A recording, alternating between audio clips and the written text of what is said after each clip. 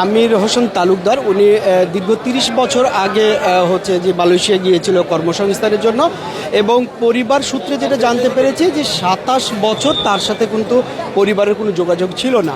তো ২৭ বছর পরে মানে ২৭ বছর থেকে পরিবারের সাথে যোগাযোগ ছিল না, এবং আমরা প্রবাসী কমিউনিটি বাংলাদেশি যারা মালয়েশিয়াতে আছে তাদের মাধ্যমে জানতে পেরেছি যে উনি বিগত ১৫ বছর হচ্ছে মালয়েশিয়ার একটা জঙ্গলে একটা টিনের ঘরে সে থাকতো, এবং সেখানে সে হচ্ছে যে দীর্ঘ সময় ধরে ছিল। ওনাকে যখন ফাইন্ড আউট করলো আমাদের প্রবাসী বাংলাদেশিরা, এরপরে তার ছবি সোশ্যাল মিডিয়ায় দেওয়া হলো। সোশ্যাল মিডিয়ার মাধ্যমে মানে সেদেশে প্রবাসী বাংলাদেশি আমরা ব্র্যাক যৌথভাবেই তার পরিবারের সন্ধানের জন্য আমরা চেষ্টা করি, এবং ফাইনালি তার পরিবার পাওয়া যায়। এবং একজন ব্যক্তির কথা না বলি না, যিনি হচ্ছে যে প্রবাসী বাংলাদেশি সাংবাদিক বাপ্পি কুমার দাস, উনি দূতাবাসের সাথে যোগাযোগ করে তার ট্রাভেল পাস তাকে নিয়ে আসার জন্য কমিউনিটি বাংলাদেশি যে লোকজন আছে তাদের কাছ থেকে টিকিট নিয়ে আজকে তিনি ফিরে আসছে।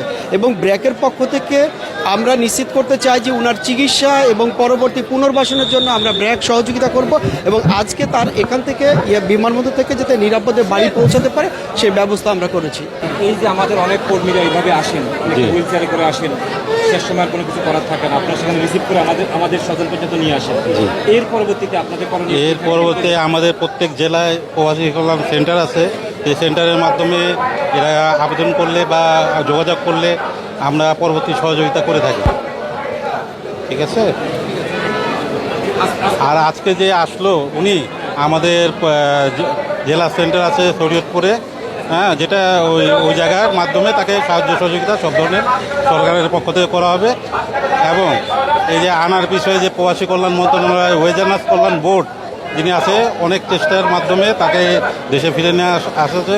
প্রবাসী সাংবাদিক যারা আছে বা কর্মী যারা আছে তারাও অনেক সহযোগিতা করছে, যার ফলশ্রুতিতে উনি আজকে দেশে ঠিকভাবে আসতে পারছে। এর জন্য আমরা তাদেরকে ধন্যবাদ জানাচ্ছি।